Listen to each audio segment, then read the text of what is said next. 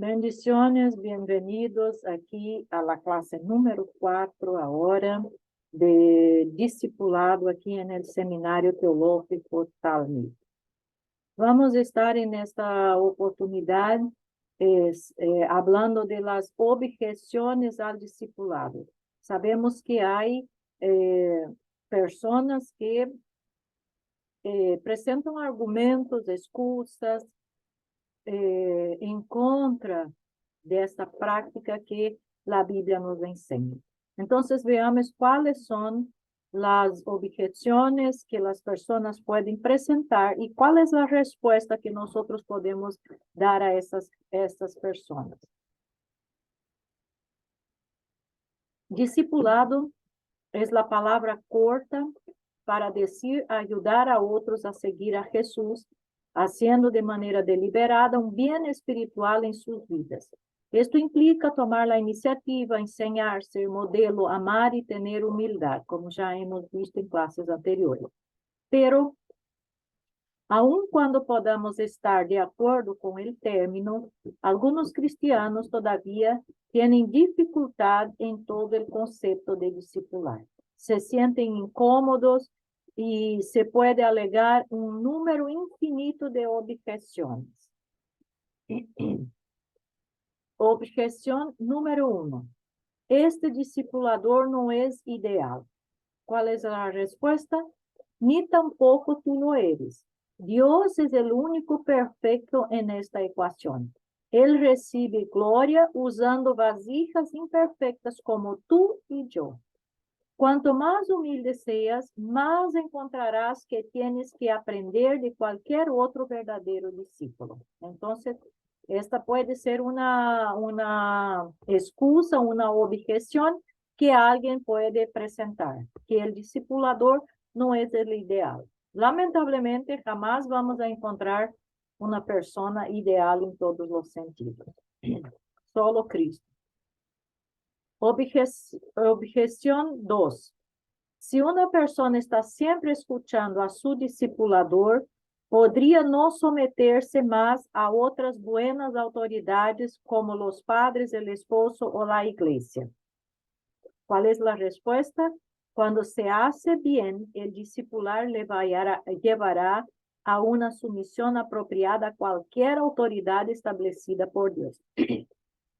Entonces, este argumento número 2 no es verdadero, no es legítimo, no tiene cabida, porque una vez que alguien, de hecho, es un discípulo y está siendo discipulado verdaderamente y está aprendiendo bien las cosas, él va a someterse a cualquier autoridad, conforme lo que dice la Biblia. Entonces, esta excusa no sirve para decir que no hay que discipular. Objeción 3. Todo esto parece egocéntrico y orgulloso. La respuesta, entiendo cómo podría parecer así, pero el discipulado cristiano nos llama a seguir a alguien solo en la medida en que él o ella sigan a Cristo. No nos llama a seguir el estilo de otro, o las preferencias culturales, o la sabiduría del mundo, o hábitos personales. En la medida en que la práctica de discipular nos lleve a imitar a Cristo, será un ejercicio de mucha humildad. Más allá de todo esto, es simplemente bíblico, ¿cierto? Ahí también un verdadero discipulador va a enseñar quién es el modelo principal que tenemos que seguir, que es Cristo. Y obviamente un discipulador tiene que tener humildad, como ya hemos visto. Si él se vanagloria, se exalta, se siente orgulloso de su trabajo como discipulador, entonces él está en el lugar equivocado. Aún no puede ser un discipulador, tiene que aún ser discipulado para aprender, ¿cierto? Entonces esta excusa también no sirve para que no se lleve a cabo el trabajo de discipular. Objeción 4. No es como meterse en la vida de otros. ¿No estás imponiéndote sobre otros? Respuesta, el discipulado cristiano funciona a través de una relación acordada mutuamente.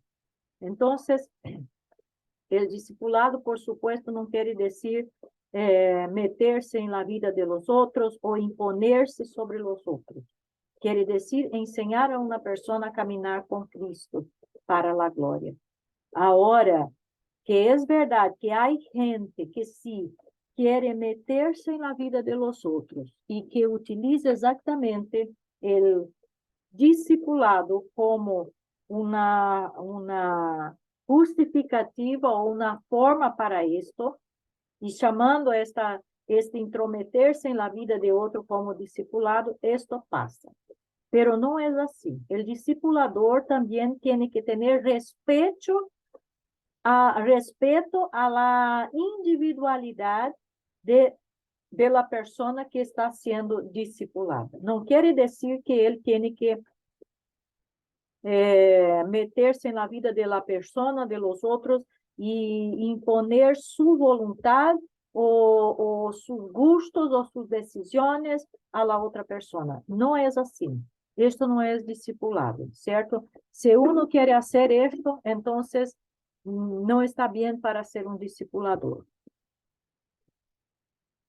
Objeción 5. Esto es solo para extrovertidos. Increíble. Las excusas que presentan. Respuesta, no. Esto es para los cristianos. El número de estas relaciones que pueda tener variará según la personalidad, las circunstancias de la vida y así sucesivamente. Pero no tener ninguna no es una opción para una fe centrada en el amor o el perdón. Habla con otros cristianos maduros para que te ayuden a ordenar esto en tu propia vida, ¿ok? Entonces, discipular no es tarea solamente para los extrovertidos, es para todos los cristianos. Todos los que son discípulos de Cristo son llamados a ser otros discípulos. Obviamente que la personalidad de cada uno y que Dios respeta, el Espíritu Santo respeta, va a tener efectos distintos.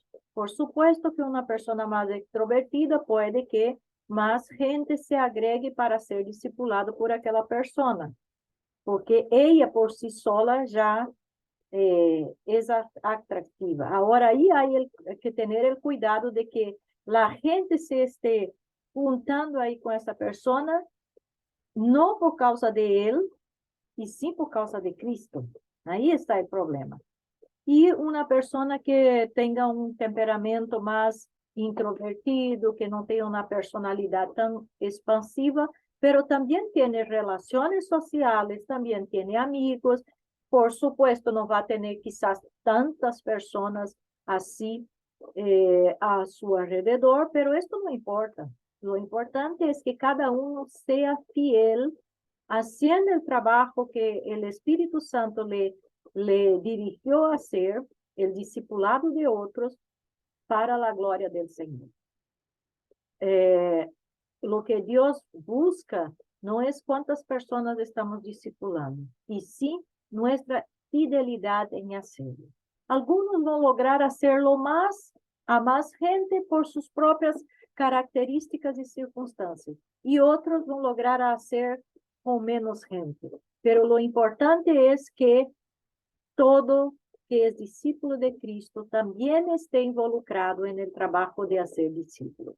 No hay excusas, ni el temperamento, ni el conocimiento, ni las condiciones sociales, nada, ninguna excusa sirve para que uno no haga el trabajo de discipular.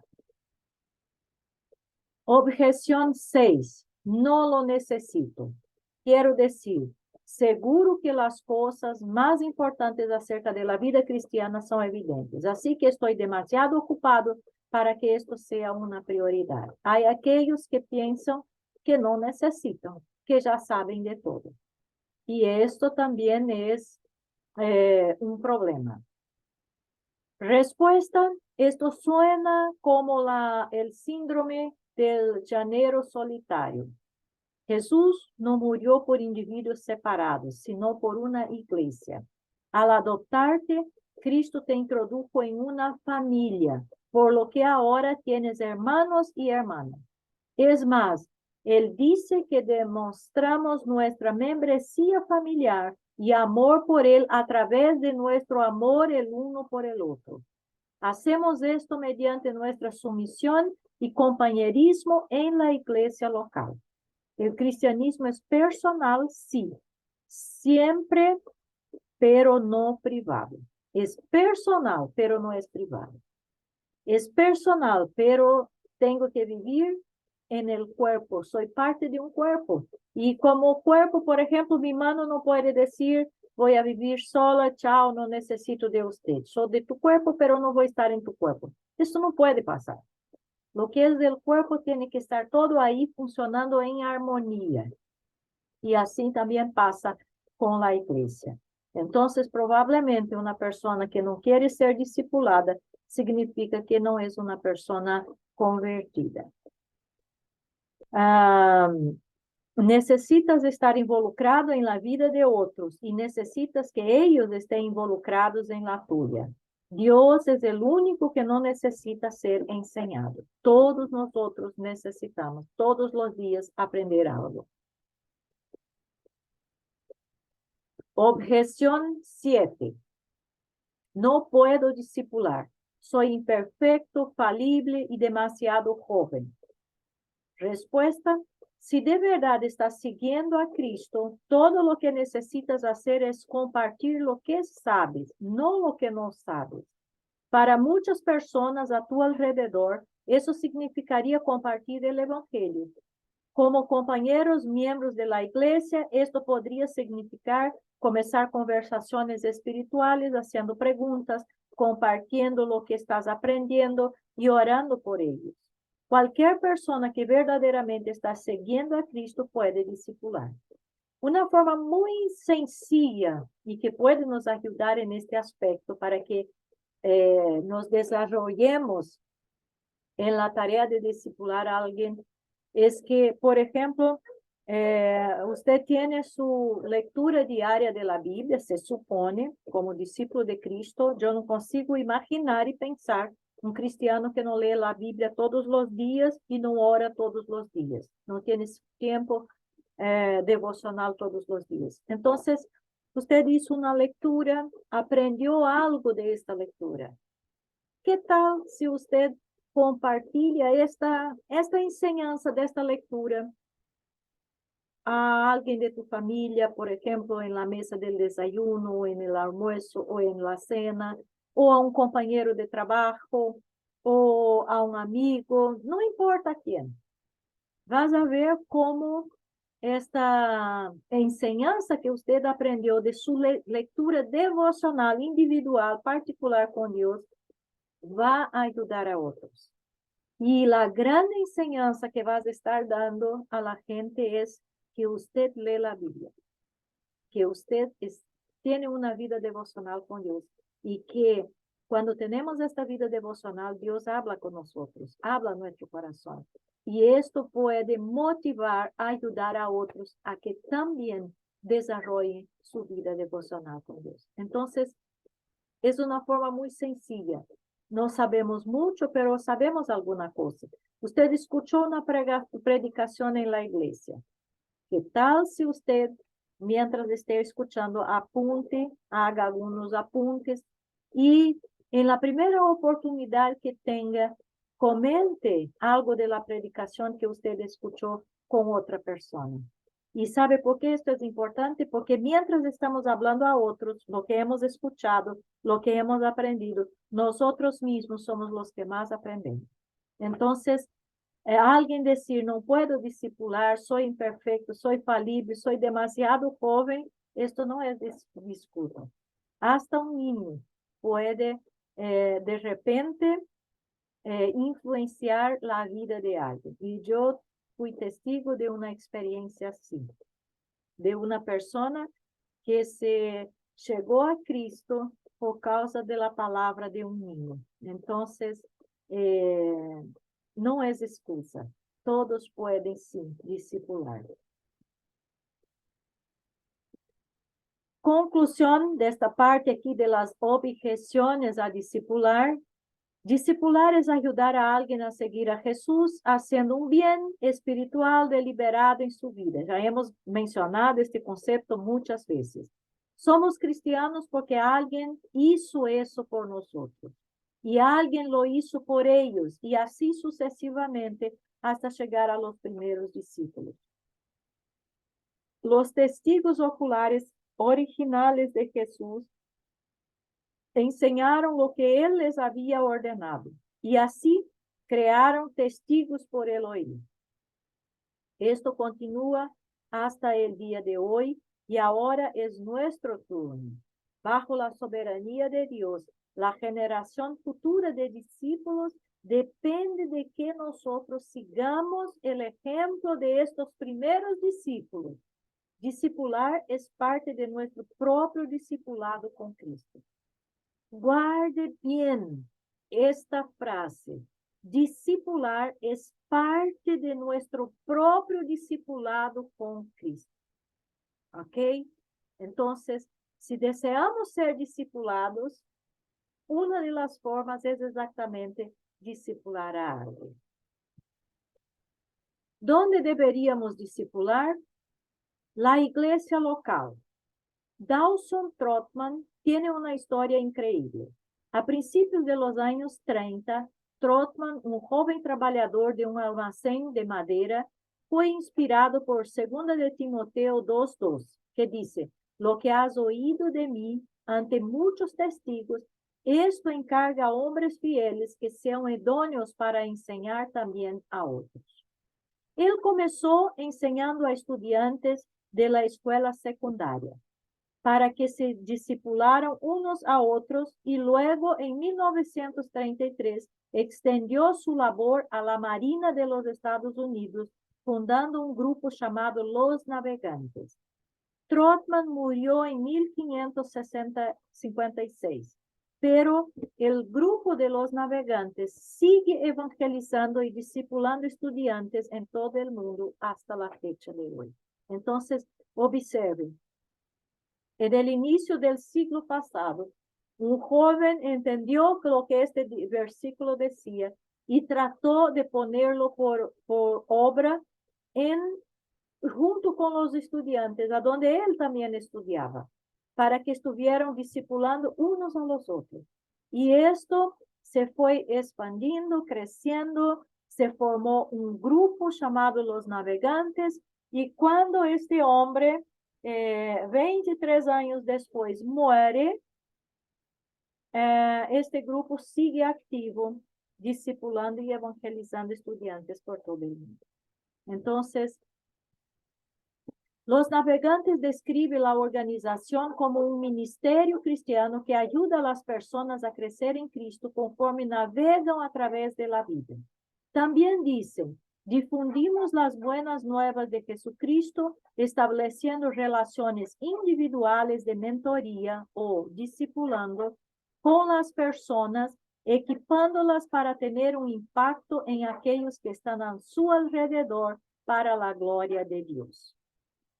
Pero, ¿y la iglesia? Esta es la gran pregunta. Este es un grupo que surgió por el entendimiento de un joven que trató de poner en práctica lo que la Biblia decía, hacer su trabajo de evangelizar y de discipular. Por fin surgió un grupo, este grupo existe hasta hoy, y observe cómo ellos se definen, se describen.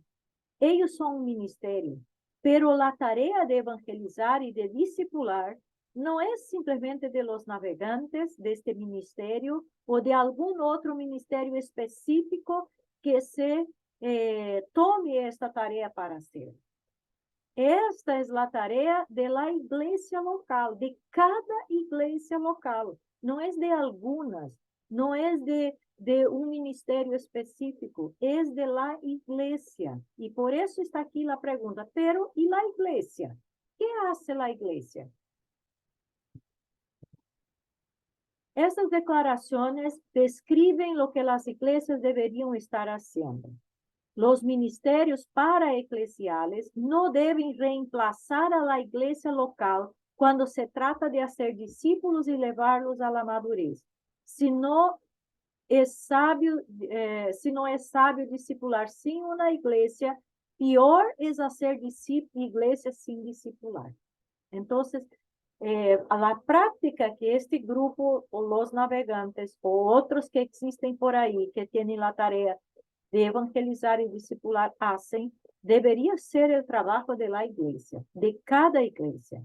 Y ahí nos quedamos con esto. Si no es sabio discipular a la gente sin una iglesia donde la gente pueda congregar, ser parte de un cuerpo, peor es hacer una iglesia sin discipular. O sea, muchas personas ahí reunidas, pero ninguna que de hecho camina con Cristo, conoce a Cristo y está creciendo en Cristo. La iglesia mismo como discipuladora. A pesar de todo, la Biblia enseña que la iglesia local es el ambiente natural para discipular. De hecho, enseña que la iglesia local es en sí misma la discipuladora básica de los cristianos. Y hace esto a través de sus reuniones semanales y su estructura. Por tanto, el enfoque, el objetivo, el blanco de la iglesia tiene que ser la evangelización y el discipulado. Este es el trabajo de la iglesia.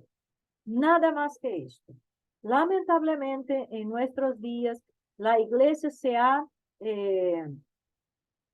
tomado tantos trabajos y tantas cosas distintas que en verdad no son el trabajo de la iglesia. Y lo que la iglesia de verdad debería hacer, no está haciendo. Observe que en la iglesia primitiva tuvimos un ejemplo. Había la necesidad de servir las mesas. Y lo que los apóstoles decidieron, llamaron a los hermanos y dijeron, mire, escojan aquí 7 hombres llenos del Espíritu Santo, así, así, así, para que ellos se encarguen de esta tarea, porque nosotros seguimos con la oración y la palabra. La oración y la palabra, o sea, la evangelización y el discipulado no pueden ser descuidados. Si la iglesia no hace esto, ella no está haciendo nada. Todas las otras cosas van a ser simplemente servicio social, entretenimiento o distracción o cualquier otra cosa, menos iglesia. Entonces, que quede muy claro que la tarea principal, esencial, que la iglesia tiene que tener delante de sus ojos es esta: evangelización y discipulado. Si esto no está pasando en la iglesia local, ninguna otra cosa tiene servenía ninguna. El enfoque tiene que ser esto. La iglesia local reunida es responsable por predicar todo el consejo de Dios mediante aquellos dotados para este propósito. Las relaciones son como la carne y el músculo de la iglesia. Si su vida juntos, los miembros de una iglesia se aman, si en su vida juntos, los miembros de la iglesia se aman unos a otros como Jesús los amó y obedecen su mandato. De estas formas básicas, la iglesia local es la primera discipuladora de todos los cristianos. No puede ser distinto, no puede ser de otra forma. Las reuniones. La labor de discipular en la iglesia comienza de una manera muy simple con las reuniones. El autor de Hebreos escribe, y considerémonos unos a otros para estimularnos al amor y a las buenas obras, no dejando de congregarnos como algunos tienen por costumbre, sino exhortándonos y tanto más cuanto veis que aquel día se acerca. Esto significa que significa para nosotros reuniones repetidas y regulares, y estas reuniones regulares moldean la forma de seguir a Jesús y ayudar a otros a seguir a Jesús también. ¿Ok?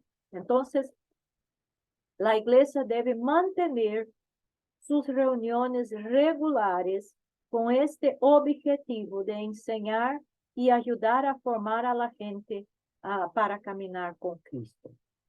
El congregarnos para celebrar como iglesia es importante porque somos un cuerpo. Y ahí vemos aquí, como dice el texto, para estimularnos al amor y las buenas obras, exhortándonos tanto más, etcétera, etcétera. Entonces, uno que quiere vivir alejado, que no quiere estar en las reuniones, etcétera, tiene algún problema. Necesita quizás conocer a Cristo de verdad, necesita quizás ser conducido a una verdadera experiencia de arrepentimiento y de salvación. Porque el discípulo desea estar a donde Cristo está. Y Jesús mismo dijo, a donde 2 o 3 estuvieron reunidos en mi nombre, allí yo estaré también. Él está en la iglesia. Cristo es la cabeza de la iglesia. Una estructura de autoridad. Jesús otorga su autoridad a los discípulos. Mateo 28, 18 dice, y acercándose Jesús les habló diciendo, toda autoridad me ha sido dada en el cielo y en la tierra.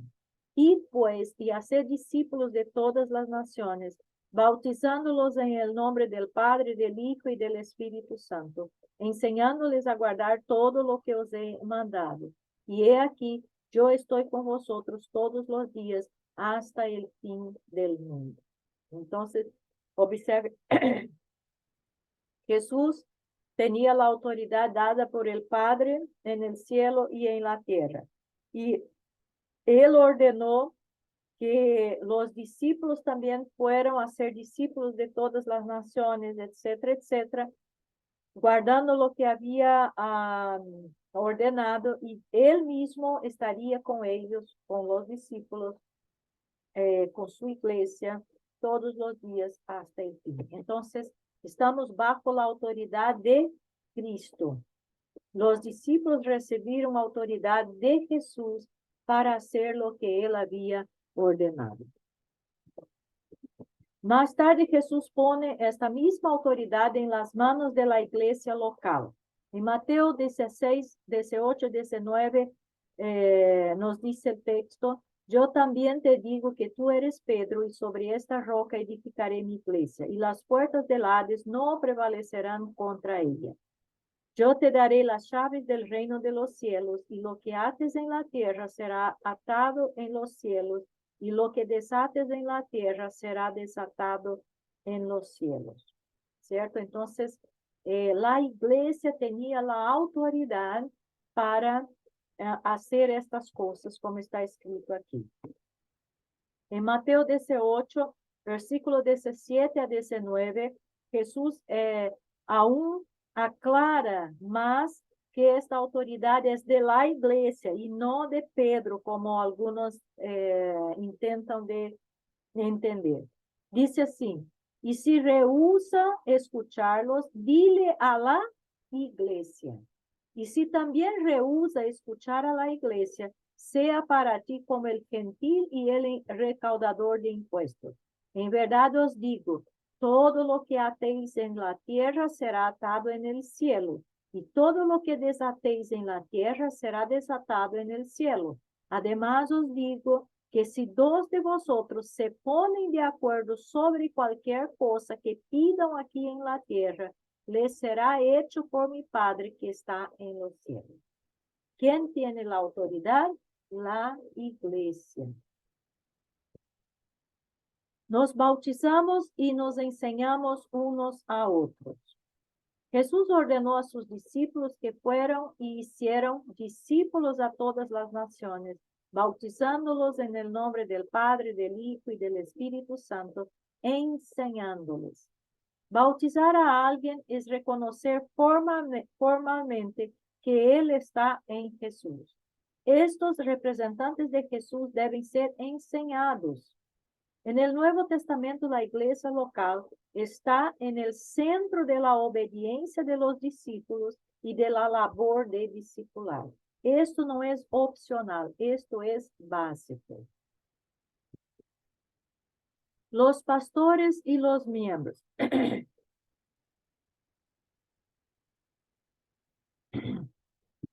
Los pastores discipulan y equipan a los discipuladores con la palabra de Dios.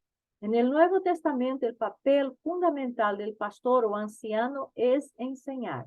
Los pastores enseñan tanto en reuniones colectivas como de manera individual o en grupos pequeños.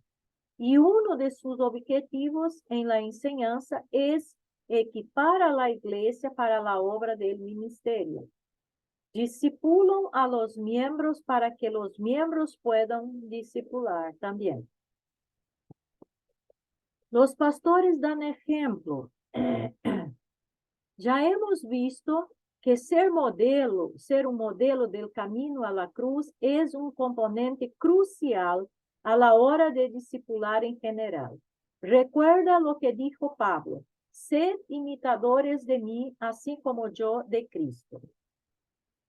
Los ancianos son hombres dados por el Espíritu y reconocidos por la congregación como modelos ejemplares.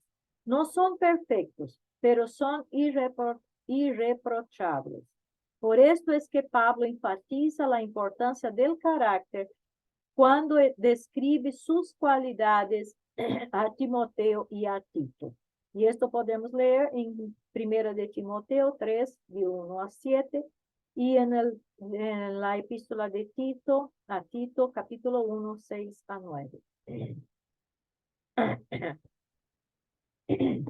El autor de Hebreos también aconseja: acordaos de vuestros pastores que os hablaron la palabra de Dios. Considerad cuál haya sido el resultado de su conducta y imitad su fe. Él no exhorta a sus lectores a seguir el ejemplo de cualquier líder, así que sus vidas son parte de la enseñanza y los miembros aprenden de ellos cómo discipular a otros. Los miembros son responsables del uno del otro. Los miembros de una iglesia son también responsables del uno del otro. Toda la congregación es responsable de asegurarse de que cada miembro sea amado y motivado al amor. Somos un cuerpo. La comunidad se responsabiliza de sus propios miembros. Estas responsabilidades de unos con otros involucran asegurar que los miembros vivan conforme a sus profesiones de fe. Excluir de la membresía a un hombre que no se arrepiente, restaurar a alguien que muestra arrepentimiento. Esta responsabilidad congregacional colectiva es una parte del discipulado y en sí misma una ayuda para la labor de discipular individualmente. Formalizar nuestras obligaciones de los unos con los otros como congregación nos ayuda a comprometernos con cada persona que se une a la iglesia. Ayuda a nuestro sentido de propiedad y responsabilidad. Moldea nuestras relaciones de discipulado. Entonces, observe que el trabajo de discipulado de la iglesia involucra la responsabilidad de cada miembro, de cada discípulo. Y como ya hemos visto en otra oportunidad, esto involucra también la corrección muchas veces, la disciplina en la congregación, la restauración de los que se arrepienten, etcétera, etcétera. Esta es una forma extraordinaria de enseñar también, porque todos saben que son responsables unos por los otros, todos aprenden que si no están bien, no importa quién sea, va a estar sujeto a la disciplina como un cuerpo y que si se arrepiente, va a tener la oportunidad de volver a la comunión. Entonces, esta práctica enseña mucho de lo serio que es la vida cristiana y de lo responsable que tiene que ser cada persona y la iglesia como un cuerpo. Una cultura de discipulado. Las responsabilidades colectivas e individuales se mezclan en una cultura de discipulado. En la vida de una iglesia, el crecimiento y la salud espiritual deberían ser la norma. Debería ser normal ver a las personas crecer y madurar espiritualmente. De hecho, el crecimiento espiritual no es opcional para el cristiano. Muestra vida. Las cosas que están verdaderamente vivas crecen. Es en el contexto de todas las relaciones con los miembros de y los pastores por igual que encontramos el terreno más rico para las relaciones de discipulado, con el fin de crecer de manera sobrenatural. Esta es una cultura de hacer discípulos. Como también ya hemos mencionado en clases anteriores, la iglesia necesita de esta cultura, la cultura de evangelismo y la cultura de discipulado. Las iglesias no necesitan programas tanto como necesitan culturas de hacer discípulos, culturas donde cada miembro prioriza la salud espiritual de los demás. Cada uno ha recibido un don para el bien común y cada uno debería usar ese don que le ha sido dado para edificar el cuerpo. Primera de Corintios 12, versículo 4 a 7, Pablo escribió: Ahora bien, hay diversidad de dones, pero el Espíritu es el mismo. Y hay diversidad de ministerios, pero el Señor es el mismo. Y hay diversidades de operaciones, mas el mismo Dios, el que hace todas las cosas, es el que hace todas las cosas en todo. Pero a cada uno se le da la manifestación del Espíritu para el bien común, para la edificación del cuerpo de Cristo. Los dones no son propiedad de uno. Y nadie puede decir mi don. Nada puede decir yo tengo dones.